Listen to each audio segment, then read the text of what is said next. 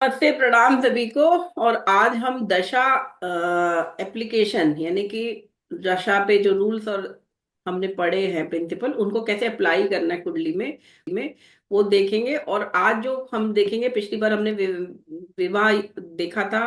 प्रेम विवाह कैसे होता है, कौन से योग कौन सी दशा कराती है। तो अब हम देखेंगे प्रेम विवाह तो हुआ है, लंबा विवाह चला भी है, 28-30 साल चल रहा है, लेकिन फाइनली वो डाइवोर्स भी हो रहा है।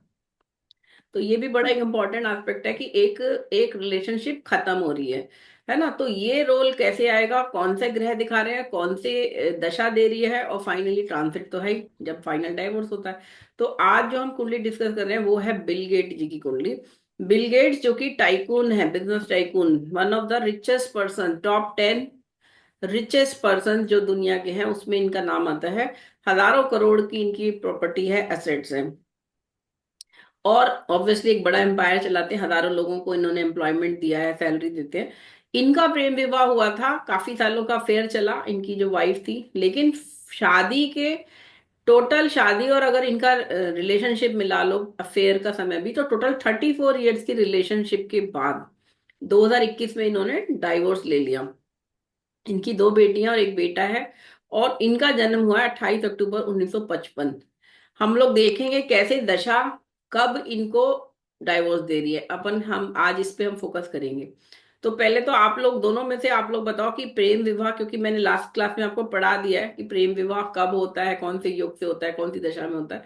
तो वो आप मुझे पहले तो बताओ कि क्यों इनका प्रेम विवाह हुआ, कौन से योग बता रहे हैं, कौन सी दशा बता रही है। और फिर हम आगे चलेंगे इनके डाइवोर्स के दशा पे। बोलिए, अनम्यूट करके बताइए। मैम, मंगल और शुक्र की दशा जो होती है, हाँ, उनकी मंगल और शुक्र होने चाहिए। क्या हाँ, होने चाहिए? मंगल केंद्र स्थानों में। नहीं, ऐसा तो कोई योग नहीं बताया मैंने आपको मंगल के स्थान में होगा। आप लोगों ने नहीं देखा नहीं, मैम। इसका मतलब पिछले क्लास में जो मैंने आपको राशियों का क्या बताया था, बताओ।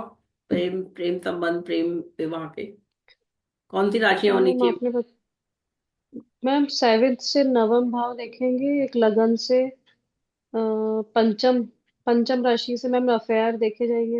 हम्म। Love affair. हम्म। और कौन सी राशियां होनी चाहिए और पंचम में? मैम, वॉटरी साइन बताया था मैम आपने कि फर्स्ट उसमें प्रेफरेंस वाटरी साइन है, जो कि बिल्कुल ही वॉटरी, हाँ। एक्सट्रीम लवर्स होते हैं, जो सोनी महिवाल, हम्म। लैला मजनू, हाँ। श्रीनंद। और दूसरा लेवल क्या बताया था, बुध और शुक्र की राशियां पंचम में। हम्म। अब हाँ इनकी मैम। कुंडली में शुक्र की राशि पड़ी है, तुला राशि, तब पंचम भाव में। जी मैम। और ये कैसा बैठा है, इसका स्वामी यहाँ पे है कि नहीं है? यस मैम, वो उसी में पंचम में ही है। और शुक्र की जो तुला राशि होती है वो मूल शुक्र की। त्रिकोण राशि होती है, शुक्र की मूल हम्म। त्रिकोण राशि है हम्म। तुला राशि। तो जब भी शुक्र बली होगा, और ये बैठा भी कहाँ है, त्रिकोण में है। त्रिकोण तो वैसे भी बड़ा अच्छा है ना, त्रिकोण के स्वामी तो शुभ फल ही देते हैं, और ऊपर से वो है भी एक शुभ ग्रह है अच्छा शुक्र मैम। जो है। फिर वो भी हम्म। अपनी मूल त्रिकोण राशि में है, क्योंकि जो कि सेकंड बेस्ट रिजल्ट देती है आफ्टर एक्सॉल्टेशन। तो यहाँ तीनों चीजें हमें पॉजिटिव रिजल्ट दिखा रही हैं फॉर विवाह के लिए, यानी कि प्रेम तो इनका होगा, और प्रेम संबंध पूर्ण भी होगा। मतलब संबंध जो बनेगा वो पूर्ण पूर्ण परिणति में होगा उसका विवाह में। तो ये तो पंचम भाव दिखा रहा है, लेकिन साथ में दो पाप ग्रह भी तो बैठे हैं, सूर्य और शनि। जहां सूर्य नीच के हैं वहीं पे शनि जो है उच्च के हैं। तो यहाँ पे प्रेम तो है, प्रेम के साथ कुछ और चीजें भी जुड़ी हुई हैं। सूर्य जहाँ पे ईगो दे रहा है, शनि आपको ओवर वर्कोलिक बना रहा है। ठीक है, ये सारे ग्रह मिलकर राजयोग धन योग बना रहे हैं, 11वें को देख रहे हैं, धन दे रहे हैं उनको, बहुत अच्छा सुंदर राजयोग धन योग बन रहे हैं।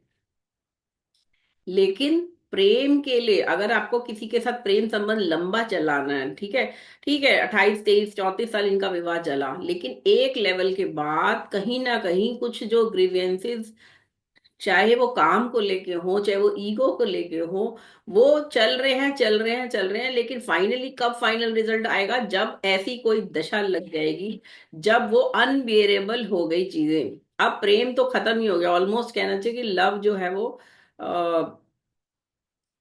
लव, देखिए लव तो इमोशन है बेसिकली, है ना। लेकिन वो प्यार में वो स्पार्क बना रहे, विवाह हुआ, लव मैरिज हुई। शुरू में वैसे तो ऐसा मानते हैं कि हर विवाह जो होता है शुरू के 1-2 साल हनीमून फेज है, है ना, 2-3 साल 4 साल। उसके बाद बच्चे हो जाएंगे, फिर बच्चों के कारण रिस्पॉन्सिबिलिटी बढ़ जाएगी, फिर आप ऑफिस और आपका प्रोफेशन करियर में लगोगे, पैसा कमाना है, घर भी बनाना है, विदेश भी जाना है, बड़े सारी चीजें आ जाएंगी। लेकिन वो स्पार्क कितना बचा है इमोशनली, आप एक दूसरे को कितना समय दे रहे हो। सेटिस्फाई करना, फिजिकली सेटिस्फाई करना is different thing, but emotionally आप चार्ज अप हो या ना हो, कितने समय तक रहते हो। यहाँ शुक्र जो है तुला राशि का है तो बहुत अच्छा है D1 में। अब मैं D9 में देख लेती हूँ शुक्र की स्थिति।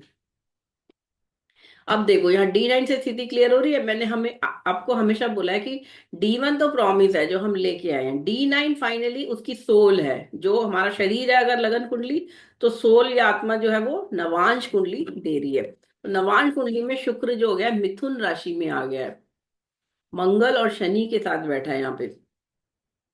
शनि यहाँ पे भी था, D1 में भी था, लेकिन सूर्य था। यहाँ मंगल आ गया। अब ये मंगल क्या दिखा रहा है, एग्रेशन, गुस्सा, डोमिनेटिंग नेचर। यहाँ सूर्य नीच का है तो ये थोड़ा सबमिसिव है सूर्य, लेकिन यहाँ पे ये मंगल आ रहा है मिथुन राशि में शनि के साथ। और यहाँ शनि उच्च का है तो अच्छे सेंस में दे रहा है। जैसे आप लोगों ने पूछा कि क्या अगर पंचम में शनि है तो वो उच्च का है तो अच्छा ही फल देगा।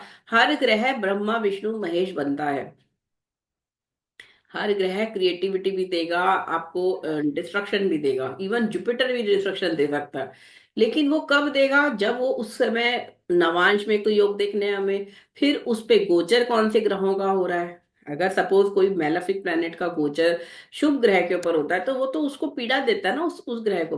फिर वो ग्रह इतना रह नहीं जाता। इसको इस तरह से समझो कि अगर कोई व्यक्ति जो अच्छा इंसान है, भलाई करता है, सबको अच्छा अच्छा देता है, सबकी सबका सुख सोचता है, उसको, या चलो एक बहू का ही सोच लो, एक ऐसी बहू जो बिल्कुल गऊ जैसी है, वो बिल्कुल सास भी टॉर्चर कर रही है, पति भी डोमिनेट कर रहा है ना, सास ससुर जेठ सब लोग, घर का सारा काम भी कर रही है, सब कुछ कर रही है, चुप रहती है, बोलती भी नहीं है।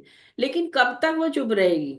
एक दिन ऐसा आएगा जब उसके ऊपर जो टॉर्चर हो रहे हैं, दर्द है, अगर सपोज मैं ऐसे एक हाइपोथेटिकल सिचुएशन बता रही हूँ, ऐसा नहीं कि हर घर में ये होगा, ऐसी सिचुएशन जहां बहू बहुत ज्यादा सबमिसिव है और जो इन लॉज हैं या रिलेटिव्स हैं उसके जो भी ससुराल में, वो सब डोमिनेटिंग है और क्रूअल नेचर के, तो वो सहरी है, सहरी है, सहरी है। वो ये सोचती है मैं अपनी भलाई से इनको एक दिन चेंज कर दूं।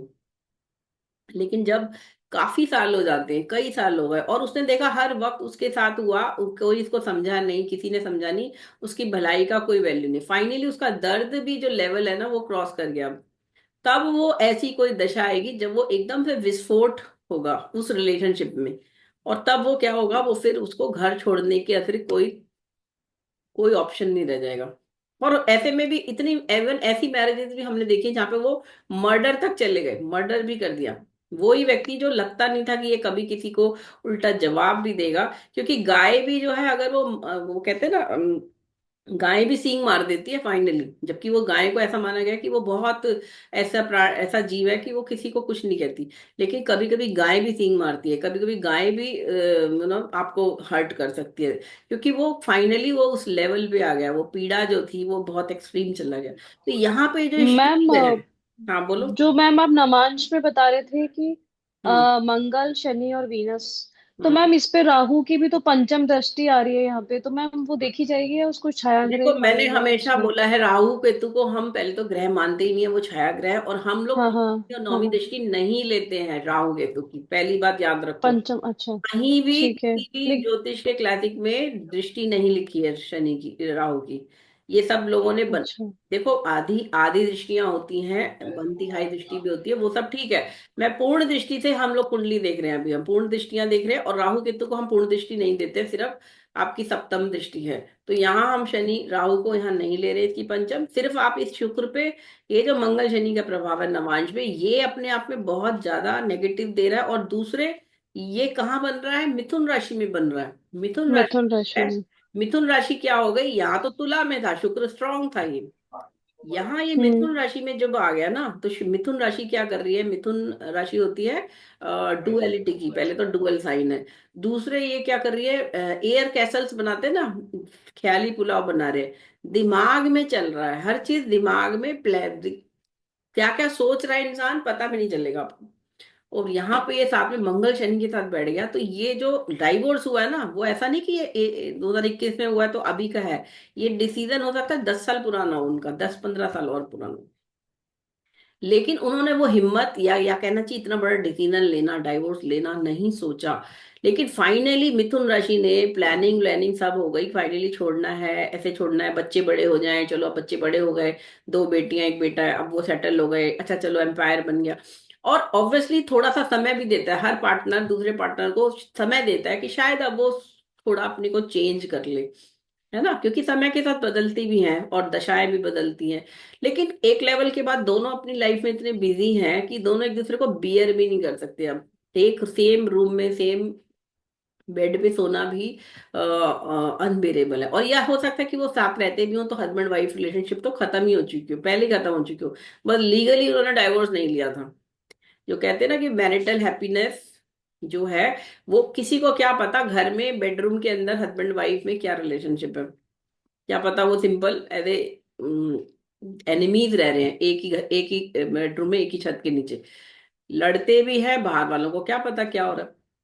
तो यहाँ तो ये विवाह प्रेम में प्रेम है, प्रेम का पूर्णाति हो रही है, मतलब दोनों एक दूसरे को एक्सप्रेस कर रहे हैं, फिजिकल रिलेशनशिप भी है, मेंटल भी है। लेकिन और यहाँ पे चंद्रमा देखो मीन राशि का है, ठीक है, मीन राशि फिर से इमोशनल बना रही है ना। और यहाँ पे नवांश में हम देख रहे हैं चंद्रमा का क्या हो गया, शनि ये नीच का हो गया अष्टम में। अष्टम। अष्टम मंगल की राशि में आ गया। हाँ, मंगल की राशि में नीच का हो गया, तो स्कॉर्पियो राशि जो है, हम्म। जब चंद्रमा नीच का हो जाता है उसमें, तो वो मन में जो इमोशन है ना, वो एक विस्फोट की तरह तो निकलेगा ही निकलेगा। और साथ में 8th हाउस का संबंध जो आ रहा है, सडनली होगी ये चीज। सडनली ये सोचा कि यार हम क्यों कैरी कर रहे हैं ऐसी रिलेशनशिप को जिसमें कि कुछ है ही नहीं, जिसमें कुछ भी होप नहीं रह गई है कि हम साथ में फिर से उसी तरह देखो, एक एज के साथ तो वैसे भी इमोशन जो है या जो स्पार्क है ना, वो खत्म होने लगता है, बिकॉज हार्मोनल चेंजेस भी हो रहे हैं, बॉडी डिके भी कर रही है, सेल्स ओल्ड हो रहे हैं, देन स्टेमिना कम हो रहा है, फिजिकल स्टेमिना। जब तक दोनों एक दूसरे को फिजिकली सेटिस्फाई कर रहे हैं, एक दूसरे को केयर कर रहे हैं, हगिंग है, किसिंग है, बहुत सारी चीजें। लेकिन एक एज के बाद तो वो सब भी खत्म हो गया, फिजिकली तो दोनों ऑब्वियसली बिल्कुल अलग हो गए, और मेंटली भी अलग हो गए हैं। यहाँ पे मंगल दिखा रहा है यहाँ शुक्र के साथ कि रोमांस तो, मतलब जो मंगल शनि है, मैं बुरा किसी को नहीं कह रही, किसी ग्रह को किसी व्यक्ति को नहीं कह रही, लेकिन जो मंगल शनि है वो तामसिक ग्रह है ना, और शुक्र जो है वो रोमांस का कारक है। तो यहाँ तमस ऐड हो रहा है, तमस ऐड होने का मतलब कि अगर उसको अपनी पत्नी से वो संबंध नहीं मिल रहा जो फिजिकल हैप्पीनेस उसे चाहिए, तो वो दूसरे के पास भी जाएगा, दूसरी लड़की, दूसरे एक्स्ट्रा मैरिटल अफेयर। क्योंकि wife is not ready to have relationship, physical relationship at at the time when husband wants, या वो अवेलेबल ही नहीं है, वो हो सकता है अपने काम से कहीं और गई हुई है। तो यहाँ पे तमस ऐड हो गया, और यहाँ चंद्रमा जो नीच का हो गया, तो ये नीच का होने के साथ यहाँ केमद्रुम में भी है, ना दूसरे घर में कोई प्लेनेट है ना 12वें में कोई प्लेनेट है, यहाँ भी केमद्रुम में है। लेकिन यहाँ चंद्रमा पे मंगल की दृष्टि है, बुध की दृष्टि है, जो कि इसको दोनों थोड़ा वो बना रहे हैं स्ट्रॉन्ग। यहाँ चंद्रमा पे जुपिटर की दृष्टि है, तो एक टॉरस साइन से देख रहा है जुपिटर, तो ये थोड़ा सा इसको कंट्रोल तो कर रहा है, लेकिन है तो जुपिटर टॉरस राशि का, गज केसरी योग भी है, तो सामान्य तरीके से रिलेशनशिप को वो खत्म करेंगे। और डेफिनेटली ये विवाह के लिए तो अच्छा नहीं दिख रहा, क्योंकि ये तुला राशि का स्वामी मंगल और शनि के साथ तीसरे घर में है। तो कहने को विवाह 2021 में डाइवोर्स हुआ है, लेकिन शायद रिलेशनशिप जो उनकी थी एज ए हस्बैंड वाइफ वो काफी साल पहले खत्म हो चुकी थी। अब ये मैंने प्रॉमिस सिर्फ देख लिया, अब हम दशा पे आते हैं, क्योंकि दशा ही बताएगी ना कि चीज फाइनली कब होगी। देखिए, इनका अगर हम 34 ईयर से पहले का देखें, इनका 21 में हुआ, तो 21 31 13 साल पहले, यानी कि 87 में ये मिले उनसे सबसे पहली बार, है ना, 87 में मिले, और उसके बाद इनकी 93 समथिंग में शादी हुई है, 93 94 में। तो दशा हम देख लेते हैं क्या क्या आ रही है इसमें। देखिए 82 में, चलो पहली महादशा से शुरू करते हैं इनका, ठीक है। चार्ट, शनि की महादशा में जन्म हुआ है, ठीक है, 58 में इनकी बुध की महादशा लग गई जब 3 साल के थे बिल गेट्स, तब इनकी बुध की महादशा लग गई जो कि एक्सॉल्टेड है। 17 साल की बुध की दशा मिली है इन्हें बचपन में, 3 साल में, तो 17 और 3 20 साल। और बुध एग्जॉल्टेड है तो आपने शायद पढ़ा भी हो इनके बारे में कि इन्होंने शायद स्कूल ड्रॉप आउट थे ये 13 14 साल में, तो इन्होंने पूरा प्रोग्राम लिख दिया था, पूरा कंपनी स्टार्टअप कर ली थी 13 14 साल में इनकी। और स्कूल में मेरे को कुछ पढ़ाने पढ़ने पढ़ाने लायक आता नहीं लोगों को, मतलब इतने ज्यादा इंटेलिजेंट, ओवर इंटेलिजेंट, क्योंकि ये लग्नेश ही उच्च का हो गया है, उच्च की राशि में बैठा है कन्या में, और मंगल के भी साथ है, चंद्रमा से भी सप्तम में है, मतलब चंद्रमा से भी एक केंद्र में बन रही हो। तो ओवर इंटेलिजेंट होना, देखो मैं तो ये सोचती हूँ कि आजकल जो जितने डाइवोर्स होते हैं, जहाँ पढ़े लिखे फैमिलीज हैं, बहुत अच्छी अच्छी फैमिलीज में ओवर क्वालिफाइड कहलाएगा वो विवाह के लिए, क्योंकि विवाह के लिए आपको दूसरे को एक्सेप्ट करना है ना, उसके नेगेटिव्स को भी एक्सेप्ट करना है। फाइनली जो मैरिज या लव अफेयर है आपका, उसको कंटिन्यू रखने के लिए थोड़े दिनों में जो ओवर पढ़े लिखे लोग हैं ना, जो मेरा मतलब ओवर से मेरा मतलब है जो पोस्ट ग्रेजुएट, पीएचडी या और दूसरे हाई लेवल पे ज्यादा पढ़े लिखे लोग, वो लोग क्या है फिर वो उन्हें हर व्यक्ति के सामने वाले के नेगेटिव ज्यादा दिखते हैं उसे, जिस जिस चीजों के लिए मैम आपने बताया था कि मंगल और बुध साथ में होते हैं तो व्यक्ति बहुत ज्यादा प्रैक्टिकल होता है, सोचता बहुत है, इफ एंड बट्स एंड, बिल्कुल बुध तो तो मैम ये भी प्रैक्टिकल उसी बना टाइप ही के रहा हैं। है, साथ में मंगल ऐड होने से क्या हो गया, हाँ, ये एकदम से इग्नाइट हो रही तर्क है। वितर्क, हाँ। हाँ, तर्क हाँ, वितर्क लॉजिक। तो अब ठीक है, लॉजिक ये ढूंढना। बात है, वो करियर के लिए बड़ा अच्छा कॉम्बिनेशन है, कंपनी सेटअप हो गई, पैसा बना लिया, वो सब ठीक है ना। प्रैक्टिकली सारी लग्जरीज आ गई, 4th हाउस में ये प्लैनेट्स बैठ गए। लेकिन विवाह के लिए जो एक माफ करना है ना, अगर अपने अगर अगर गलती भी करी है यार सामने वाले पार्टनर ने, तो क्या हो गया यार, इंसान ही तो है वो सामने वाला। आपने उसे प्यार किया था ना एक जमाने में, आप उसके पीछे पागल थे ना, लेकिन आप एक लेवल पे आके आपको उसकी सिर्फ कमियां दिख रही हैं, उसकी अच्छाइयां नहीं दिख रही है, उसके अच्छे गुण नहीं दिख रहे। तो ये चीज नहीं होनी चाहिए। तो जहां डाइवोर्स हो रहा है वहां आप ये नोट कर लो कि जैसे अब ये बुध बहुत दिखा रहा है, he is a very intelligent person, very intelligent man है ना, वर्गो का बुध है। तो साथ में दूसरे की कमियां ही दिखने लग रही हैं, और यहाँ जो सूर्य और शनि शुक्र को सैंडविच कर रखा है, फिर नवांश में भी शुक्र पीड़ित है। तो विवाह और विवाह संबंधित जो भी स्पाउस है या गर्लफ्रेंड है या वाइफ है, अब उसकी कमियां ज्यादा दिखने दिखने लग गई। तो अब बात कर लेते हैं, चलो शादी हो गई है ना, 94 में शादी हो गई, 1994 में। पहले इनकी बुध की दशा 20 साल में खत्म हो गई, फिर 1 मिनट, बुध की दशा खत्म हुई और फिर केतु की लगी है ना, तो 20 साल में केतु की लगी, 27 साल तक केतु चली, 7 साल की दशा। 27 साल में शुक्र की दशा लगी, 82 में। 27 साल की उम्र में इनके जीवन में 20 साल की दशा शुक्र की लगी। तो जो शुक्र की दशा होगी 20 साल की, 27 से 47 ईयर तक, वो तो बहुत अच्छी रही होगी, हैप्पी हैप्पी मैरिड लाइफ। 27 से 47 मैं बोल रही हूँ। तो शुरू के 10 साल, 27 to 37 मान लो कि शायद कोई प्रॉब्लम ही नहीं आई हो ज्यादा। लेकिन आफ्टर 36 की एज, अब नवांश कुंडली के प्लैनेट्स का काम शुरू हो जा रहा है। तो 37 की एज में जब शुक्र में, देखो कौन सी दशा थी, 92 में शुक्र में राहु, देखो शुक्र में राहु था 92 में, है ना, 10 साल की जब शुक्र की महादशा खत्म हो गई, शुक्र में राहु, यहाँ राहु बैठा है 11वें में, 11वें घर में, कुंभ राशि में, नवांश में। बुध यहाँ से देख रहा है पंचमेश। क्या ऐसा नहीं लगता कि 92 में शुक्र में राहु में दोबारा इनका किसी से अफेयर हुआ होगा? क्या तुम लोग ये सोचते हो कि ये इनका एक ही अफेयर था या एक ही शादी थी? यहाँ तीन तीन जो ग्रह बैठे ना पंचम में, 3 अफेयर रहे होंगे कम से कम मिनिमम। एक तो पत्नी है, चलो शादी हो गई, बाकी 2 अफेयर और हुए होंगे।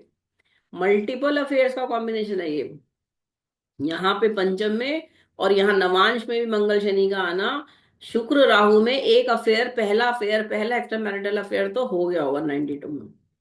ये कुंडली बता रही है। अब अफेयर है वो अफेयर तक है, मतलब वो लिमिटेड लेवल है, 2 1 महीने में एंजॉय किया, खत्म। क्योंकि पत्नी भी ठीक है, वो भी बिजी है, तुम भी बिजी हो, अपना एंजॉय कर रहे हैं, अब आगे बढ़ रहे हैं, है ना। राहु चल रहा है, शुक्र राहु तक तो बहुत ज्यादा एडिक्शन, देखो मैं बताती हूँ, शुक्र राहु की दशा जब भी किसी बच्चे की कुंडली में आती है, स्कूल एज में आती है, तो उसका फेयर होगा, वो पढ़ाई में भी उसका इंटरेस्ट नहीं आएगा। और अगर शुक्र राहु की दशा 24 25 साल की उम्र में आती है, तो आइडियल दशा होती है फॉर मैरिज। शुक्र राहु, राहु शुक्र शादी तो करवा ही देता है। लेकिन किसी व्यक्ति की कुंडली में जो विवाहित है उसकी जीवन में जब ये दशा आती है, तो वो लस्ट जो फैक्टर है ना, लस्ट वर्ड है लस्ट, यानी you are attracted towards other person other than your legal partner, और उसके लिए आप कुछ भी करने को तैयार हो। You are so addicted that you are ready to cheat your partner. Cheating, Rahu धोखा दिलवाता है। राहु आपको भी धोखा दिलाएगा भी, आपको धोखा देने के लिए प्रोवोक भी करेगा। आप धोखा देने को तैयार हो, बिकॉज आपकी जो इनहेरेंट इच्छा डेवलप हो गई है किसी और पार्टनर के लिए, उसको आप पाने के लिए कुछ भी लेवल तक जा सकते हो। राहु कराएगा, मैं ये नहीं कह रही वो इंसान बुरा है, बुरा नहीं है, वो उसकी दशा करा रही है उससे। और राहु में तो इंसान तमस में इतना इन्वॉल्व हो जाता है कि वो किसी भी लेवल पे जाएगा। अब देखो राहु यहाँ छठे घर में बैठा है, यहाँ पे स्कॉर्पियो राशि में, लगन से छठे घर में। ठीक है, यहाँ कुंभ का है 11वें घर में, पंचम को देख रहा है बुध, यहाँ बैठा। बिल गेट्स जी की कुंडली देख रहे हैं, और बिल गेट्स जी की पहले एक बेटी है, फिर एक बेटा हुआ है, और फिर एक बेटी है, तीन बच्चे हुए इनके। 34 ईयर्स इनकी रिलेशनशिप चली है। 2 अगस्त 2 अगस्त 94 में इनकी शादी हुई है। सॉरी, 1 जनवरी 94 में शादी हुई है, नोट कर लीजिए। और 2 अगस्त 2021 में इनका डाइवोर्स हुआ है। ठीक है, इनकी वाइफ इस समय 60 ईयर्स की है। इनका बर्थ है, वाइफ का बर्थ है 15 अगस्त 64 का। इसका मतलब 9 साल छोटी है इनकी पत्नी इनसे, है ना, पत्नी जो थी, मतलब अब तो एक्स वाइफ हो गई। 9 ईयर्स छोटी है इनसे, और तीन बच्चे हुए इनकी इस रिलेशनशिप में। 34 ईयर्स लंबी इनका विवाह चला। अब हम दशा पे आ रहे हैं। 94 में तो शादी हुई है, लेकिन इससे पहले भी इनका कुछ साल इनका अफेयर था। तो उस पे हम पहुंचेंगे। देखो वीनस राहु में 94 में शादी हुई है, तो आप ये देखो कौन सी दशा में शादी हो रही है, अंतर दशा पे भी आ जाओ। वीनस राहु, वीनस जुपिटर में शादी हुई है फाइनली। वीनस राहु में तो खूब अच्छा चला होगा फिर, और उसके बाद फाइनली वीनस जुपिटर में इन्होंने विवाह किया। अब देखिए कितना क्लियर आ रहा है, Jupiter is the seventh lord. हाँ जी मैम। सेवंथ लॉर्ड की देखो अफेयर तो फिफ्थ लॉर्ड देगा, no no issue. Fifth lord Venus ही है, महादशा उसी की है राहु में। वीनस राहु में तो रिलेशनशिप फिजिकल होगी होगी। तो वो रोमांटिक रिलेशनशिप चल रही होगी। नाउ फाइनली दोनों ने डिसाइड किया कि शादी करेंगे हम। 93 में वीनस जुपिटर लग गया, और अंतरदशा के बाद प्रत्यंतर पे भी आ जाते हैं हम। 1 जनवरी 94 को शादी करी इन्होंने, तो ये हो गया वीनस जुपिटर मरकरी। ठीक है, वीनस जुपिटर मरकरी में शादी करी। मरकरी लगना लॉर्ड है, चंद्रमा से सप्तम में बैठा है।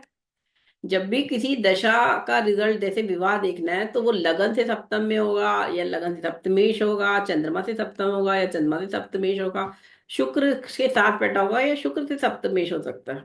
तो ये क्लियर कट दिखा देता है कि ये दशा वीनस जुपिटर मरकरी विवाह दे रही है। अब आप लोगों ने देखा कि इनका विवाह लंबा चला है, ठीक है, डाइवोर्स तो हुआ है, लेकिन 34 ईयर्स की रिलेशनशिप। देखो जुपिटर, मैंने कॉम्बिनेशन आपको बताया था कि अगर बृहस्पति पंचम को देखे, पंचमेश को देखे, सप्तम को देखे, सप्तमेश को देखे, तो वो विवाह या वैवाहिक संबंध जो है, प्रेम संबंध जो है, वो लंबा चलता है। तो यहाँ जुपिटर सप्तम भाव को देख रहा है, और है भी अपने ही घर का स्वामी, मतलब अपनी ही राशि को देख रहा है, तो विवाह की लॉन्गेविटी तो काफी अच्छी हो गई। और obviously 34 years is not a small time period, it's a good good good time period marriage. लेकिन ऐसी शादियां भी हैं जहाँ 50-50 साल शादियां चलती हैं, मतलब 70-60 साल शादी चल रही है। लेकिन यहाँ पे 34 ईयर्स में डाइवोर्स ले रहे हैं। 2021 में 2 अगस्त 2021 को इन्होंने डाइवोर्स लिया। डाइवोर्स से पहले हम इनके बच्चों का भी देख लेते हैं, क्योंकि पंचम भाव जहाँ प्रेम संबंध है, वहां पंचम भाव संतान भी है। अब आप इनके बच्चों की डेट्स नोट करो, date of birth. First daughter इनकी जो हुई है वो है 28 साल की है, और उनका जन्म हुआ है 26 अप्रैल 96 को। 94 में शादी हुई, 1 जनवरी 94 को शादी हुई। 2 साल बाद पहली बेटी हुई, 2 साल बाद पहली बेटी हुई, है ना। तो अब पहले तो दशा पे आ जाओ।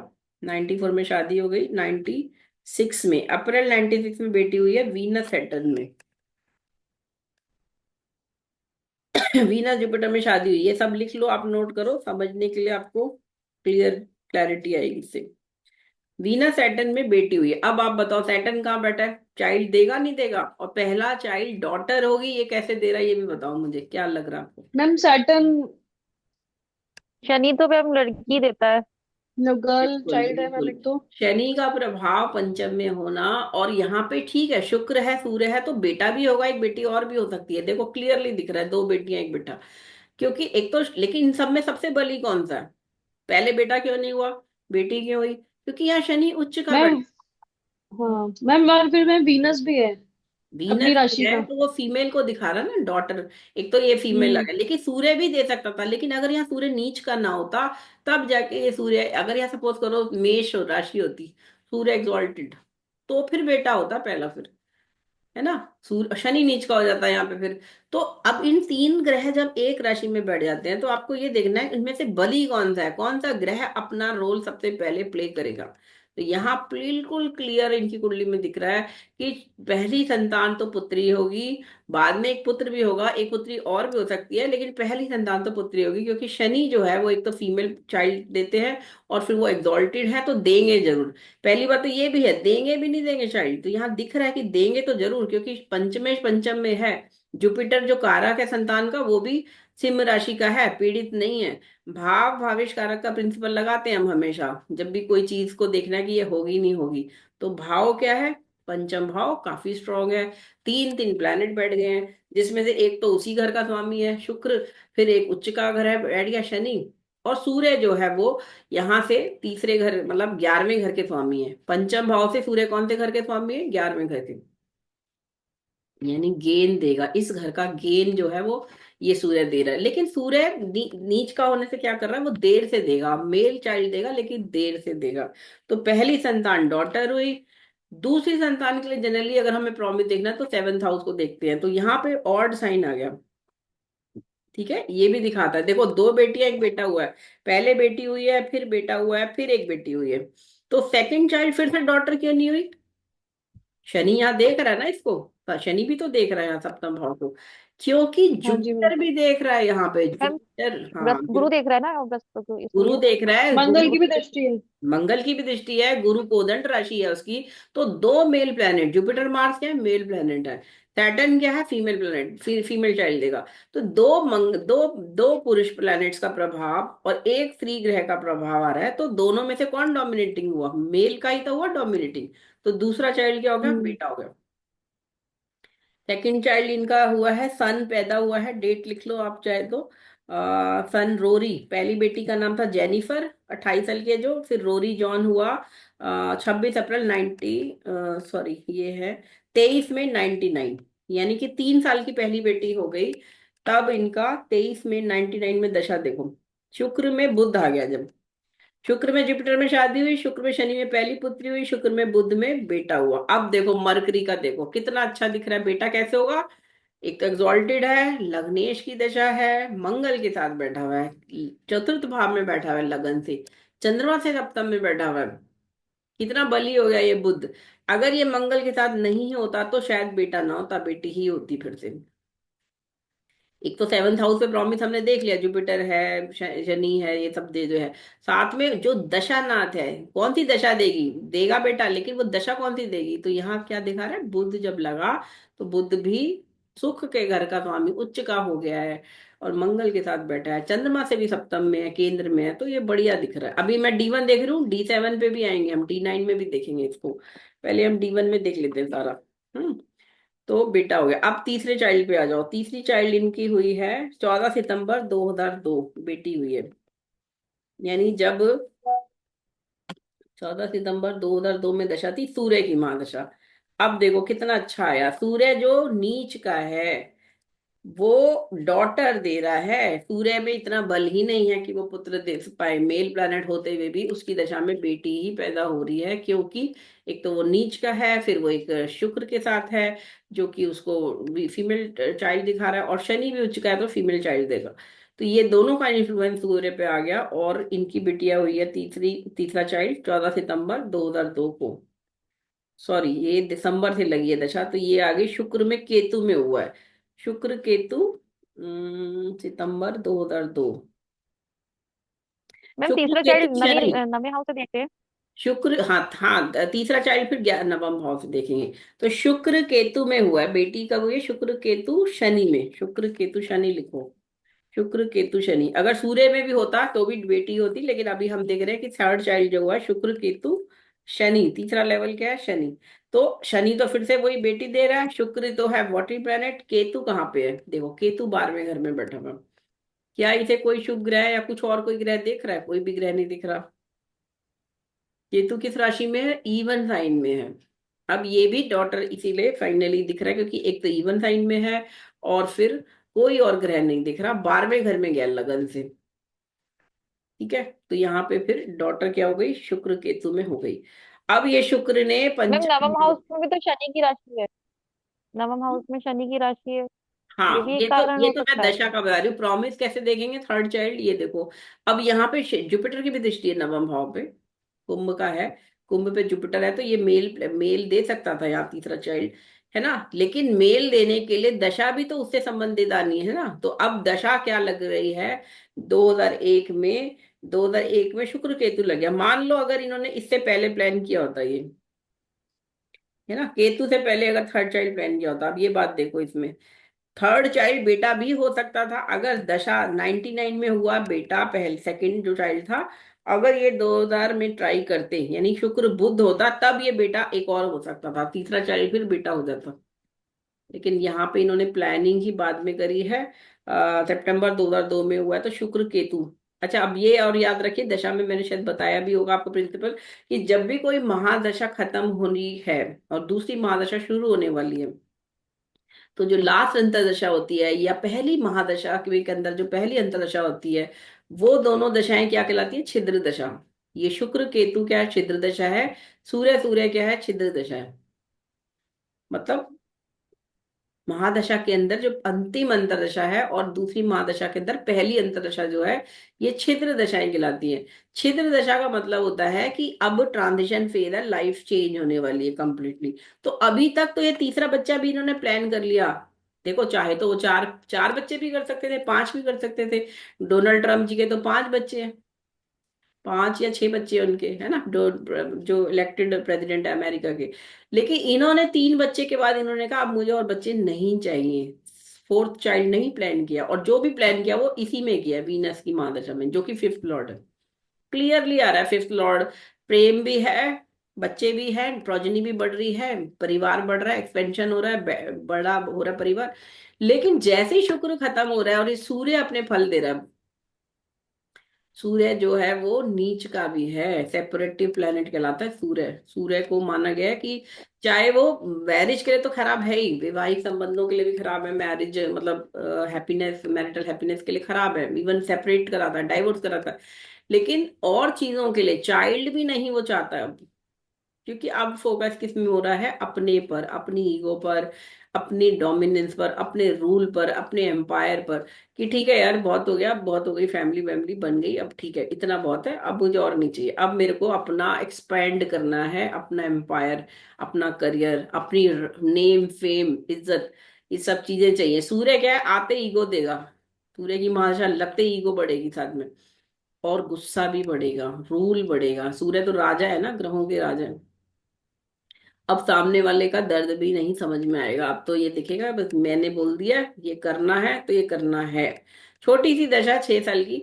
ऐसा नहीं कि सूर्य बुरा है, सूर्य आपको रॉयल्टी देता है, आपको महानगरों में घुमाता है, सिटीज, मेट्रो सिटीज में, और गवर्नमेंट से जुड़वाता है, government contacts, government rules, president prime minister से आपसी बातचीत करा रहा है। तो ये 6 साल तो इनके इसमें निकल गए होंगे ये सब करने में। Different empire. नाउ यहाँ सूर्य क्या है? थर्ड लॉर्ड है। थर्ड हाउस का रिजल्ट भी देना है ना सूर्य को। थर्ड हाउस क्या है? क्विक ट्रेवल, ट्रेवलिंग, कम्युनिकेशन, है ना, कम्युनिकेशन, टेलीकॉम, और बाकी लियो राशि होने से जुपिटर यहाँ बैठा है, तो ये इस संबंधित सारा एक्सपेंड करना बिजनेस। सूर्य की दशा खत्म हो गई, चंद्रमा आ गया 10 साल का। अब चंद्रमा कहाँ बैठा है? मीन राशि का है, D1 में, जिसपे मंगल और बुध की दृष्टि है। ये बड़ा सुंदर चंद्र मंगल धन योग भी बना रहे हैं। प्रोफेशन एक्सपेंड हो रहा है, यात्राएं हो रही हैं बड़ी बड़ी, जो कहना चाहिए, सात समुंदर पार एक्सपेंड हो रहा है बिजनेस। है ना, मून की दशा में पैसा भी खूब कमाया होगा इन्होंने। यहाँ पे थोड़ा सा लॉजिकल और ये जो प्रैक्टिकल जो बना रहा था बुध और मंगल, वहां भावुकता अब ऐड हो गई है। लेकिन इस भावुकता का पत्नी से कोई संबंध नहीं आ रहा, क्योंकि चंद्र शुक्र तो कोई संबंध नहीं बना रहा ना इस चंद्रमा से। तो वाइफ तो अब बच्चों की केयर टेकर और वो बन के रह गई है, या ये कहना चाहिए कि ठीक है वो वाइफ है, उसके राइट्स हैं, ठीक है वो उसको मिल रहे हैं। बट अभी इनका इमोशनल जो जो फोकस है वो करियर को लेके हो गया है, अपनी हैप्पीनेस को लेके हो गया है, अपना एक्सपेंड करना करियर। और उससे वो भावुक, जैसे कहते हैं ना, नौकरी से शादी कर लिया है, प्रोफेशन से शादी कर लिया अब तो आपने, आपके पास तो मेरे लिए टाइम ही नहीं है, बोलती है ना जनरली कई महिलाओं को ये शिकायत रहती है पतियों से। क्योंकि आदमी का अभी वो क्या करे, उसका तो भाव, उसका इमोशनल अटैचमेंट किससे हो गया, ऑफिस से हो गया, करियर से हो गया है। उसको वुमेन से नहीं है अभी कोई भी इंटरेस्ट, यहाँ पे उनका कोई अफेयर नहीं हो रहा यहाँ पे। लेकिन चंद्रमा के बाद मंगल आएगा, अब तमस बढ़ा, अब तमस बढ़ा, अब क्या है, अब फिर से फिजिकल प्लेजर्स, ग्रीड, गुस्सा। मंगल जो है वो 11th लॉर्ड है, पैसा, लालच, ये धन का भी है स्वामी। छठा घर क्या, कंपटीशन, गुस्सा, अपने एनिमीज को डिस्ट्रॉय करना है, मेरे ओपोनेंट कंपनियों को डिस्ट्रॉय करना है मुझे। ये मंगल में शुरू हुआ, 2018 में मंगल की महादशा लग गई। डाइवोर्स कब हुआ है, मंगल की दशा में, मंगल की महादशा में। मंगल में अगस्त 21 में हुआ है ना, 2 अगस्त 21 की डेट है डाइवोर्स की। उससे पहले फाइल भी किया होगा 2 अगस्त 21, तो मंगल जुपिटर में शुरू तो हो गया होगा प्रोसेस, और फाइनली मंगल शनि की दशा थी जब इन्होंने फाइनल डाइवोर्स हो गया। मंगल जुपिटर और फिर मंगल शनि, मंगल में शनि में इनका डाइवोर्स हो गया। अब ये देखो, ये शनि जो है उच्च का, ये सप्तम भाव पे दृष्टि डाल रहा है, जहां सूर्य थोड़ा सा सेपरेटिव प्लेनेट, तो सूर्य को माना ही गया, शनि भी कोई भी पाप ग्रह, अब यहाँ मंगल भी देख रहा है सप्तम को, मंगल शनि में डाइवोर्स हो गया। सप्तम भाव विवाह का घर को तो नष्ट ही कर दिया ना। मैंने पिछली क्लास में शायद बताया था, या उससे पिछली क्लास में, कि कोई भी एक पाप ग्रह है तो अकेला सक्षम नहीं होता कुछ चीजें खत्म करने में, 2 पाप ग्रहों का मिनिमम प्रभाव होगा तब वो चीज खत्म होगी या डिस्ट्रक्शन आएगा।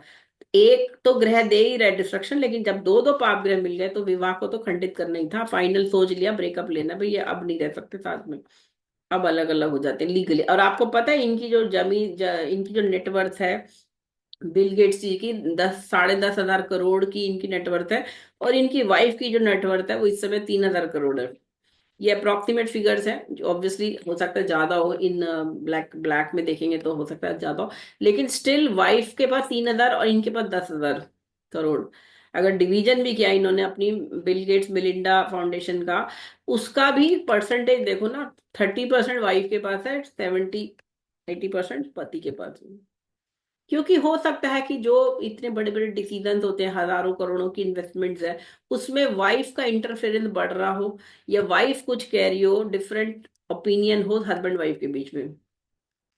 तो फाइनली डिसीजन क्या लिया गया, भाई अब तुम अपना अलग चलाओ, मैं अलग चलाऊंगी, बच्चे बड़े हो गए हैं, 28 साल का बेटा हो गया, 22 साल की छोटी बेटी है, 25 साल का बेटा है, ठीक है वो भी बड़े हो गए, उन लोगों को भी अपना काम वाम सेट हो गया, अब साथ में रहने का कोई ज्यादा इंटरेस्ट नहीं रह गया। फाइनली इन्होंने मंगल शनि में इनका डाइवोर्स हो गया 2 अगस्त 21 को। अब ट्रांसिट पे आ जाते हैं हम, फाइनल देखो, केस चलता है इंडिया में तो खैर डाइवोर्स केसेस लंबे भी चलते हैं, कुछ केसेस तो कई साल, कई डिकेड चल जाते हैं, है ना। लेकिन फॉरेन कंट्रीज में केसेस जल्दी सेटल डाउन हो जाते हैं, 3 महीना, 6 महीना, साल भर। तो मैं अब सीधा गोचर पे जाती हूँ, जब फाइनली वो लीगली सेपरेट हो गए। ठीक है, गोचर में लगा देती हूँ 2 अगस्त 2021 का, उस दिन का जिस दिन इनका फाइनल डाइवोर्स हो गया। ठीक है, समझ में आ रहा है ना, इस तरह से आपको देखना ही चाहिए चीजें।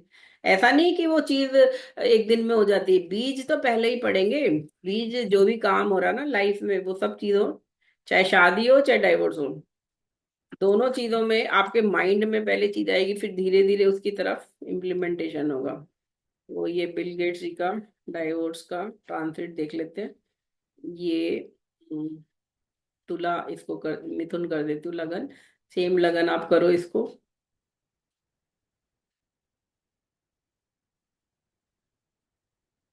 चलो, अब ये मैं इंदिरा गांधी जी का ये बंद करती हूँ और आपको ट्रांसिट दिखाती हूँ, ट्रांसिट चार्ट के साथ दोनों का।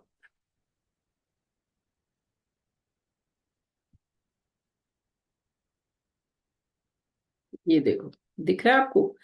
ये इनकी मेन कुंडली है, लेफ्ट साइड में, राइट साइड में ट्रांसिट है। अब ये देखिए, ट्रांसिट में देखो क्या स्थिति बन गई है, बताओ क्या समझ में आ रहा है ट्रांसिट चार्ट को देख के? मंगल शनि की दशा है। मैम शनि बैठा है, अष्टमेश हो गया शनि। हम्म। और वक्री है, शनि और बृहस्पति दोनों वक्री है। हम्म, जो सप्तमेश है उस पर मंगल की दृष्टि है, मंगल और शुक्र। हम्म। मंगल शनि की दृष्टि है। अभी इसको सोचो, इस चार्ट को इसके ऊपर सुपर इम्पोज कर दो। मानो इस चार्ट को सुपर इम्पोज कर दो, ट्रांसिट चार्ट को। तो मंगल का गोचर किसके ऊपर है? सेवंथ लॉर्ड के ऊपर हो रहा है, जुपिटर पर। ये देखो, ये मंगल जो है ना, मंगल का गोचर 2 अगस्त को सिंह राशि में था, जो कि सिंह राशि में इनका नेटल जुपिटर बैठा हुआ है, जन्मकालीन बृहस्पति पर मंगल का गोचर। मंगल, सूर्य, शनि, ये पाप ग्रह जो है, जब शुभ ग्रहों के पर आएंगे तो जिस हाउस के स्वामी होंगे उसको खंडित करेंगे, उसको उसको नुकसान पहुंचाएंगे। उस तो मंगल ही शनि की दशा है, गोचर में भी जुपिटर पीड़ित हो गया। ठीक है। अब यहां से देखो, शनि जो है उस समय जिस दिन डाइवोर्स हुआ फाइनल, शनि किसको देख रहा है? जन्मकालीन चंद्रमा को। ये चंद्रमा है मीन का, और ये शनि मकर राशि से मीन राशि को देख रहा है। तो मन मन को पीड़ा, पीड़ा तो होगी। देखो, ऐसा नहीं कि कोई डाइवोर्स में कोई खुश होके हो रहा है। एक रिलेशनशिप जब खत्म हो रही है तो दुख तो होता है, लेकिन कुछ चीजों को ध्यान में रख के उन्हें लग रहा है कि ये ही डिसीजन आगे के लिए ठीक रहेगा। चाहे वो उनके ऑफिशियल असाइनमेंट और ऑफिशियल टाई अप्स वगैरह रिलेटेड हो, चाहे उनकी फैमिली पर्सनल रिलेशन पे हो, है ना, या चाहे दोनों को शादी करनी हो दूसरी, या whatever reason, then can be number of reason for a divorce. कभी भी डाइवोर्स किसी एक रीजन से नहीं होगा, हमेशा कम से कम 4-5 रीजन होंगे, तब जाके वो व्यक्ति उसको डाइवोर्स के लिए फाइनल सोचता है ना। तो मैरिटल डिस्ट्रेस पे मेरा एक एक आर्टिकल भी है, वेबसाइट पे आप देख सकते हैं, मैरिज एंड डाइवोर्स पे। तो वो उसमें काफी डिटेल में मैंने डिस्कस करा था। तो यहाँ चंद्रमा जो है, जन्मकालीन चंद्रमा को शनि गोचर से पीड़ित कर रहा है।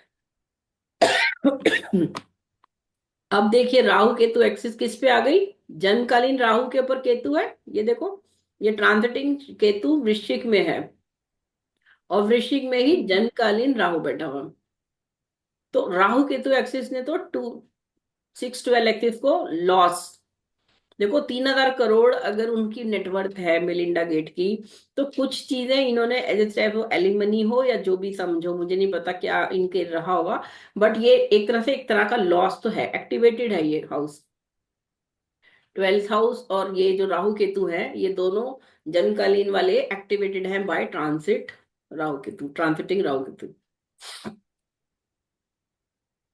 बुध देखिए, बुध जो है वो चंद्रमा को भी जन्मकालीन, यहाँ पे तो चंद्रमा को शनि देख रहा है, और जो बुध है ये जन्मकालीन बुध को, अगर मैं देखिए रेट्रोग्रेड प्लैनेट क्या होता है उसका इफेक्ट हम ट्रांसिट में ही ज्यादा देखते हैं। रेट्रो माने पिछले घर से देखेगा।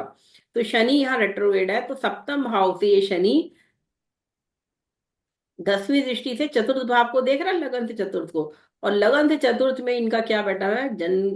लग्नेश बैठा हुआ है, मंगल भी बैठा हुआ है। तो जो महादशा नाथ है उसको भी इस शनि ने सप्तम भाव से एक्टिवेट कर दिया, है ना। मैम समझ? आपने क्या बताया कि हम एक एक एक घर पहले देखते हैं? रेट्रोग्रेड प्लैनेट, वैसे तो रेट्रोग्रेड का मैंने आपको समझाया ही था कि मूडी प्लैनेट है और हिंड्रेंस देगा, रिकरिंग इफेक्ट देगा, वो सब तो है ही। लेकिन रेट्रो माने ही है कि वो पिछले घर से भी देख के रिजल्ट देगा। तो एक तो शनि अपनी 3 दृष्टियां तो वैसे ही डालता है, फिर रेट्रोग्रेड शनि जब होता है तो वो पिछले घर से भी उस घर को एक्टिवेट कर रहा है। ये शनि रेट्रोग्रेड का मतलब धनु से ये देखेगा, और तीसरी दृष्टि से नवम भाव पे डालेगा, सप्तम डालेगा लगन पर, और 10वीं डालेगा चतुर्थ भाव पर। तो यहां से ये शनि ने भी इनके लग्नेश को एक्टिवेट कर दिया, और लग्नेश किसके साथ है? मंगल के साथ है।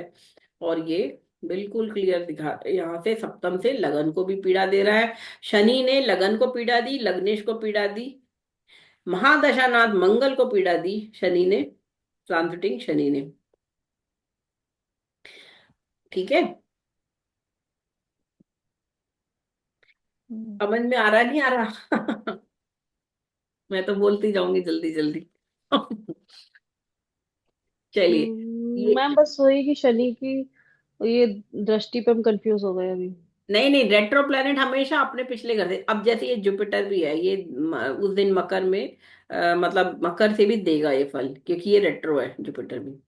तो जुपिटर मैम का सारे जो रेट्रोग्रेड मैम प्लैनेट। बकरी जो मतलब पीछे देख पीछे चलते हैं रेट्रोगेट हो वो। जाते हैं, चाहे वो कोई भी हो।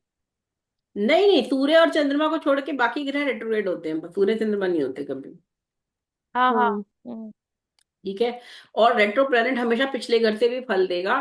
तो ये जुपिटर भी रेट्रोग्रेड हो गया, तो यहाँ से एट्थ हाउस में आ गया, और एट्थ हाउस में आने का मतलब क्या है? सेवंथ लॉर्ड का एट्थ में आना गोचर में। ये जुपिटर ही तो है ना सेवंथ लॉर्ड। सेवंथ लॉर्ड गोचर में इस हम्म। समय ठीक है कुंभ में है, लेकिन रेट्रो होने से वो एट्थ के भी फल दे रहा है, मतलब लिंकेज तो हो ही गई ना एट्थ हाउस से। एट्थ हाउस क्या है? वो लिंकेज होने से एट्थ हाउस मतलब लाइफ में कोई चीज, बड़ी चीज घटित हो रही है जो इरिपेरेबल है। इरिपेरेबल मतलब जिसको हम दोबारा नहीं वो कर सकते हैं रिपेयर। जैसे मृत्यु भी है, मृत्यु के बाद खत्म हो गई ना जिंदगी। ऐसे eighth house is a permanent loss और लॉन्ग टर्म लॉस जिसे कहते हैं, है ना, लॉन्ग टर्म चलने वाली बीमारियां भी है एट्थ हाउस। तो यहाँ एट्थ हाउस का लिंकेज सेवंथ लॉर्ड का गोचर में होना एट्थ से एक लॉन्ग टर्म लॉस दिखा रहा है। पार्टनर जो है, जो भी वाइफ है, पार्टनर है, उससे लॉन्ग टर्म लिए डिस्टेंस हो रहा है क्रिएट, चाहे उसकी डेथ से हो रहा हो, चाहे वो डाइवोर्स से हो रहा हो। तो यहाँ पे वो डेथ से नहीं हो रहा, वो डाइवोर्स से हो रहा है। ठीक है, वो फ्रेंड तो रहेगी, बच्चों की माँ भी रहेगी हमेशा, लेकिन एक तरह से जो एक हस्बैंड वाइफ का लीगल स्टेटस था वो तो खत्म हो रहा है इनका, फाइनली वो खत्म हो गया। ठीक है। तो ये कुंडली बड़ी अच्छी कुंडली है, ये बच्चों के लिए भी आप यूज करो। इसके तीनों बच्चों का जन्म भी ट्रांसिट में भी हम देख सकते हैं, गोचर भी देख सकते हैं, दशा का रोल भी कितना क्लैरिटी से आ रहा है बच्चों का। बच्चा लड़की होगी लड़का होगा ये भी आ रहा है। साथ में इनका डाइवोर्स के लिए भी ये बड़ा अच्छा चार्ट है, क्योंकि वैसे मैंने आपको जितने स्टैंडर्ड चार्ट दिए ना सेलिब्रिटी चार्ट, ये वो चार्ट हैं जो हम लोगों ने इतने सालों के रिसर्च में इनके ऊपर खूब वर्क करा है, और हमने सारे प्रिंसिपल्स लगा के देख लिए हैं। और इनसे आपको सीखने को बहुत मिलेगा। तो ये चार्ट्स इसीलिए मैंने आपको 20-25 चार्ट्स मैंने दिए हैं जो स्टैंडर्ड चार्ट्स हैं। इनकी कुंडलियां तो आप पक्का सेव करके रखो, और बार बार देखो, समझो, दशा का प्रिंसिपल समझो, ट्रांसिट समझो, गो योग समझो, प्रॉमिसिंग प्रोमिसेस समझो, कुंडली में कौन कौन से योग से। अभी आप जब एडवांस कोर्स करोगे तब आप इसमें इंदु लगन देखोगे, इंदु लगन लगाना, धन योग देखना, बिजनेस करोड़ों क्यों कमा रहा है भाई। एक व्यक्ति जो कमा रहा है, एक सैलरी मिल रही है 2 लाख पर मंथ, वो भी एक है, और एक 2 करोड़ कमा रहा है पर मंथ, और एक 200 करोड़ कमा रहा है, एक 2000 करोड़ कमा रहा है। वो डिफरेंस क्यों आ रहा है भाई? कहीं ग्रह तो वही है सर। तो वो इंदु लगन है, और भी बहुत सारी टेक्निक्स हैं, षटबल है, अष्टक वर्ग है, बहुत सारी चीजें हैं एडवांस कोर्स में। वो सब भी आप पढ़ोगे। बेसिक कोर्स में तो आप मोटा मोटा सिर्फ दशा, ट्रांसिट, योग और बेसिक्स ऑफ प्लैनेट्स वगैरह ये सब पढ़ते हो। ये 6 महीने में आपको 15-16 साल का तो हम नहीं पढ़ा सकते ना नॉलेज, धीरे धीरे ही पढ़ोगे समझोगे प्रिंसिपल। तो ज्योतिष में तो बड़ी सारी विधाएं हैं, बहुत सारी टेक्निक्स हैं जिससे हम बहुत सारी, और बेसिक तो यही रहता है हमेशा, लेकिन अलग अलग टेक्निक से डिफरेंट डिफरेंट चीजें आप सीखते जाते हो। जैसे मैंने आपको दशा बताया, अभी तो विंशोत्तरी दशा पढ़ रहे हो, फिर हम चर दशा पढ़ाएंगे, चर दशा में एडवांस में आप सीखोगे चर दशा से कैसे शादी देखनी है, बच्चा देखना है, क्या प्रॉमिस देखना है। ऐसे और दशाएं हैं, योगिनी दशा है, कंडीशनल दशाएं हैं बड़ी सारी। तो ये सब चीजें आप एडवांस कोर्स में पढ़ोगे। बट पहले पक्का तो करो बेसिक को, जो मैं पढ़ा रही हूँ। जैसे मैंने आपको पिछली क्लास में आपको होमवर्क दिया था कि आप ये 3 चार्ट्स पे लगाओ कम से कम लव मैरिज के, आप लोगों ने होमवर्क ही नहीं किया कुछ भी, कोई चार्ट ना मेरे को मैसेज आया ना मेरे को ग्रुप पे डाला कि हाँ मैडम ये इस कुंडली में हमने देखा लव मैरिज है, और ये दशा में हुई है। तो जब तक प्रैक्टिस नहीं करोगे तो कोई भी टीचर नहीं आपको वो सिखा पाएगा ज्योतिष। आपको प्रैक्टिस तो करनी पड़ेगी, और वो अपने चार्ट्स पे भी डिफरेंट चार्ट लोगों के लो, समझो उसको। इवन नहीं है तो कम से कम जो सेलिब्रिटी चार्ट्स है उन्हीं को देख के उसमें लगा लो। इंदिरा गांधी जी की कुंडली कराई थी, राजीव गांधी, संजय गांधी, और भी जिन लोगों की कुंडली में है ये, उसमें देखो लव मैरिज किसी में है ना, या जिसकी अरेंज मैरिज है तो उसकी अरेंज क्यों हो रही है, महात्मा गांधी जी की अरेंज मैरिज है तो अरेंज मैरिज कैसे है, क्यों है, लव मैरिज क्यों नहीं है। ये कॉन्ट्रा क्वेश्चनिंग करोगे सीखोगे तो बहुत अच्छे से सीख जाओगे ज्योतिष। हम लोगों ने इसी तरह सीखा है क्लासरूम में। सिर्फ आपको बेसिक जो क्लासिक्स में कॉम्बिनेशन है बस वो बता दिए जाते हैं, रूल्स बता दिए जाते हैं, है ना, दशा के ये रूल्स हैं, ट्रांजिट के ये रूल्स हैं। उसको इम्प्लीमेंट करने के लिए आपको प्रैक्टिस करनी पड़ेगी। अब बताओ इस कुंडली में कोई और क्वेश्चन है तो हम डिस्कस करेंगे, नहीं तो एक आध कुंडली और ले सकते हैं हम। बताइए।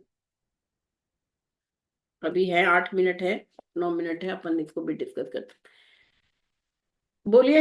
मैम इससे आपने बताया था ना कि बच्चों का सुख देखा था हमने, D12 से देखा था मैम, वो क्या था अच्छा हाँ, हम लोगों ने इसमें उनको? D1 D9 तो देखा, चिल्ड्रन के लिए D7 नहीं देखा हमने अभी।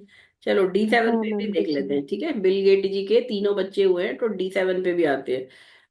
पहला बच्चा हुआ है, दशा मैंने आपको लिखवाई थी ना, फर्स्ट चाइल्ड हुआ है वीनस सेटर्न में, है ना। तो पहले तो वीनस सेटर्न D1 में देखा था, D9 पे आते हैं पहले हम। वीनस सेटर्न देखो, ये इनकी, चलो इसको बड़ा कर देते हैं।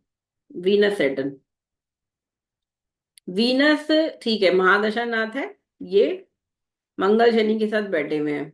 और भाव भावेश कारक का मतलब fifth house, fifth Lord and Jupiter कारक। तो भाव कौन सा है पंचम भाव में, सिंह राशि है। सिंह राशि, बुध और केतु पंचम में बैठे हैं जिसे शनि देख रहा है। और पंचमेश कहाँ गया, मकर राशि में गया है जिसको मंगल देख रहा है। तो अब इसका मतलब क्या समझ में आ रहा है, जब पंचम में लियो राशि आ गई तो एक तो मेल चाइल्ड का तो बनता है, लेकिन यहाँ केतु भी बैठ गया, बुध बैठ गया। केतु तो वैसे ही रिड्यूस करेगा सिग्निफिकेशन को, सिंह राशि को पीड़ा भी दे रहा है केतु। बुध यहाँ बैठा है जिस पर शनि की दृष्टि है। तो बुध तो एडेप्टेबिलिटी का प्लेनेट है ना, अगर यहाँ पे सिर्फ कोई मंगल या कोई मेल प्लेनेट देखता तो ये पहली संतान बेटा दे सकता था, लेकिन यहाँ बुध बैठा है जिसे शनि देख रहा है। और अगर सूर्य को भी देखूं मैं, अगर पंचमेश की कितनी स्ट्रेंथ है तो वो मकर राशि में जा रहा है, इवन साइन में जा रहा है, स्त्री राशि में जा रहा है। सूर्य बैठा है जिसे जुपिटर भी देख रहा है, मंगल भी देख रहा है, लेकिन ये जुपिटर फिर से इवन साइन का है, एनिमिकल साइन का है जुपिटर। ये जुपिटर इसको मेल चाइल्ड, पहला चाइल्ड देने में सक्षम नहीं है। मंगल को मैं अगर देखूं कि मंगल तो मेल प्लेनेट है, एटलीस्ट ये तो सूर्य को दे देगा कि सूर्य भी मेल प्लेनेट है। तो मुझे ये भी तो दिख रहा है कि भाव भी तो पीड़ित है। भावेश तो चलो थोड़ा सा पुत्र संतान दे सकता था पहला, लेकिन भाव भी पीड़ित है। और तीसरा भाव भविष्य कारक के बाद मैं आ जाती हूँ कारक जुपिटर पर। तो जुपिटर को अगर मैं सिंपल देखूं तो उस पर चंद्रमा की दृष्टि है, नीच के चंद्रमा की, अष्टम भाव से। कोई और प्लेनेट इस जुपिटर को नहीं दिख रहा, तो यहाँ फिर पहली संतान बिटिया बेटी होगी, ये दिख रहा है यहाँ पे। ये जुपिटर सक्षम नहीं है देने के लिए एज ए कारक फर्स्ट चाइल्ड सन। तो पहला हमें D9 से समझ में आ गया कि हाँ पहली संतान बिटिया होगी। और वो दशा पे तो हम आएंगे, पहले हम D7 पे आ जाते हैं। चलिए, अब D7 पे, ये D7 है। हम्म,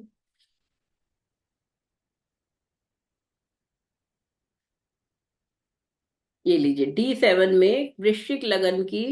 अच्छा एक और बात, D9 में जब हमने D9 का लगन देखा था तो मंगल लग्नेश था, और मंगल अपने से तीसरे घर में गया। जब भी लग्नेश का केंद्र में ना होना, त्रिकोण में ना होना, और ऊपर से एक पाप ग्रह के साथ शनि के साथ बैठ जाना, तीसरे में शुक्र भी है, तो ये बहुत स्ट्रांग नहीं है लग्नेश यहाँ पे। तो ये थोड़ा पता इन्फ्लुएंस में है शनि के शुक्र के। अब मैं सप्तांश के लगन पे आ रही हूँ। सप्तांश में जो लग्नेश है वो मंगल है फिर से, लेकिन ये मंगल अष्टम में गया है जिस पर शनि नीच का देख रहा है। जब भी किसी भी डिविजनल चार्ट का लग्नेश पीड़ित हो, इल प्लेस्ड हो, इल प्लेस्ड का मतलब होता है केंद्र त्रिकोण में ना होना और 6 8 12 में होना। 6 8 12 घर जो है वो थोड़े इल, इल मतलब नॉट ए गुड पोजीशन, इल मतलब बीमार भी कहते हैं। इल प्लेस्ड हम वर्ड यूज करते हैं बिकॉज जब कुंडली में ग्रह 6 8 12 घर में बैठ जाते हैं तो यहाँ मंगल जो है वो इल प्लेस्ड है, और उस पर एक तो पोजीशन अच्छी नहीं, 8वें घर में होना, दूसरा नीच का शनि भी देख रहा है। तो ये जो D7 का प्रॉमिस है चिल्ड्रन का, वो पहला तो यही प्रॉमिस दिखा रहा है कि पहली संतान तो बेटी होगी, क्योंकि एक तो इवन साइन है, उसका स्वामी भी इसमें चला गया, अष्टम में चंद्रमा और सूर्य देख रहे हैं, और नीच का शनि भी देख रहा है। ये दो तीन कॉम्बिनेशन जो है, नीच का शनि और चंद्रमा, और एट्स में जाना मंगल का, इवन साइन का होना लगन में, ये तीनों चीजें दिखा रही हैं कि first child will be A daughter. ठीक है। अब इनका जन्म हुआ है बिटिया का, पहली बिटिया का वीनस सैटर्न में। अब इन जनरल वीनस सैटर्न या सैटर्न वीनस की दशा भी एनिग्मेटिक दशा कहलाती है। वर्ड नोट कर लीजिए, एनिग्मा। इसको स्पेलिंग आप देख लो, ENIGMATIC, एनिग्मेटिक दशा कहलाती है वीनस सैटर्न, मतलब painful dasha. Though it is a dasha of growth, there will be growth in life, there will be growth physically, mentally, spiritually, intellectually, emotionally, but it will not be a happy dasha, it will be having some pain. तो pain मतलब you are not happy, you are not able to enjoy. तो यहाँ पे Venus Saturn की दशा में बिटिया हो गई, बेटी हो गई, और ये दशा क्यों इंजॉयबल नहीं रही होगी? क्योंकि शुक्र और शनि जो है, शुक्र तो भोग का कारक है, शनि योग का कारक है। एक तरफ से इंसान भोग की तरफ बढ़ रहा है और दूसरी तरफ उसको योग में भी जाना, मतलब दोनों ही एक तरह से ऑपोजिट हो जाते हैं। दोनों योग कारक प्लेनेट एक दूसरे के लिए ग्रोथ जरूर देते हैं, लेकिन सुख नहीं दे पाते, और इसकी दशा फिर सुख नहीं दे रही। शनि यहाँ पे क्योंकि एक्सॉल्टेड है, तो बिटिया का जन्म D1 में था, D9 में भी दिखा, और अब D7 में मैं आ रही हूँ, तो D7 में पंचम भाव में फिर मीन राशि आ गई, इवन साइन आ गया, स्त्री राशि आ गई, और जिसे जुपिटर कन्या राशि से देख रहा है, मतलब बच्चा होगा, पहली संतान लड़की होगी, और वो जुपिटर देख रहा है, तो अच्छा है कि बच्चे का तो होगा, प्रॉमिस तो बढ़िया है इसको। भाव भावेश कारक का प्रिंसिपल में, भाव मीन राशि हो गई, भावेश जुपिटर हो गया, कारक भी जुपिटर हो गया। इस जुपिटर पर दृष्टि किसकी है? मंगल की, अष्टम से। भाव पे तो किसी की दृष्टि नहीं, सिर्फ भावेश देख रहा है जुपिटर, लेकिन इस कारक को, जुपिटर को, कन्या राशि के जुपिटर को मंगल लग्नेश देख रहा है अष्टम भाव से, जो खुद ही पीड़ित है शनि के द्वारा। तो ये मंगल जो है, इसको पुत्र संतान ना दे पा रहा है, ये देने में सक्षम नहीं है। मंगल मिथुन राशि का है, शनि से दृष्ट है, और अष्टम से दे रहा है, तो ये चाइल्ड जरूर दे देगा, लेकिन डॉटर दे देगा। ये फर्स्ट हमारा हो गया। और दशा थी वीनस में सैटर्न। अब वीनस देखो, नीच के शनि के साथ, केतु के साथ बैठा है छठे घर में, कोई शुभ ग्रह नहीं देख रहा, और सैटर्न जो है वो बैठा है नीच का। तो सैटर्न तो वैसी दशा तो क्लियर दिखा रही है ना, सप्तांश में भी शनि दिखा रहा है कि ये तो वीनस सैटर्न में डॉटर ही होगी, लड़का तो नहीं होगा बेटा। तो ये हो गया। अब सेकंड चाइल्ड सन हुआ इनका वीनस मरकरी में। वीनस ही की महादशा है, तो वीनस तो चलो तीनों बच्चों के टाइम में वीनस ही है, महादशा को हम ज्यादा नहीं डिस्कस करें, शायद हम सीधा मरकरी पे आते हैं, जब बेटा हुआ। मरकरी जो है वो देखो अब कितना अच्छा दिख रहा है, लियो राशि का है, 10वें घर में बैठा हुआ है, कोई पाप ग्रह इस मरकरी को नहीं दिख रहा। तो अब ये बुध क्या फल देगा? सिंह राशि के फल दे रहा है, ऑड साइन के फल दे रहा है। बेटा ऑड साइन से होता है, और ये 10th हाउस में पोटेंट है, 8th लॉर्ड होके 10th में है, तो ठीक है वो करियर, बच्चा तो हम तो सिर्फ चाइल्ड के लिए देख रहे हैं सप्ताह, लेकिन ये 10th या केंद्र में जो भी अगर अच्छा ग्रह आ जाता है, तो वो अच्छा मतलब गेन दिखा रहा है। और यहाँ पे क्योंकि ये लियो राशि का है, तो लड़का दिखा रहा है, और लाइफ बच्चे का अच्छा, शुभ, खुशियां आ रही है, मतलब बिकॉज मरकरी है, ऑस्पिशियस दिखाएगा एकदम। तीसरा चाइल्ड इनकी डॉटर जो है वो हुई है वीनस केतु में। वीनस केतु, वो भी शनि के साथ, केतु फिर शनि के फल देगा, नीच के शनि के, और वो डॉटर देगा, क्योंकि कोई मेल प्लेनेट का रोल नहीं आ रहा। तो क्लियरली तीनों चार्ट्स में हमने देख लिया इनके तीनों बच्चों का जन्म। आप चाहो तो इनकी डेट्स लेके ट्रांसिट चार्ट भी उस दिन के चेक कर सकते हो, तो बिल्कुल क्लियर, क्रिस्टल क्लियर आ जाता है। इस तरह से जब एक कुंडली पे लगाओगे, ऐसे कई कुंडलियों पे, 10 कुंडलियों पे लगाओ आप, होमवर्क में कम से कम 10 छोड़ो, चलो 4-5 कुंडली पे तो वर्क करो, जिसमें चाइल्ड बर्थ हुआ हो, उसकी डेट दशा से और गोचर लगा के चेक करो, तो आपके प्रिंसिपल पक्का हो जाएगा।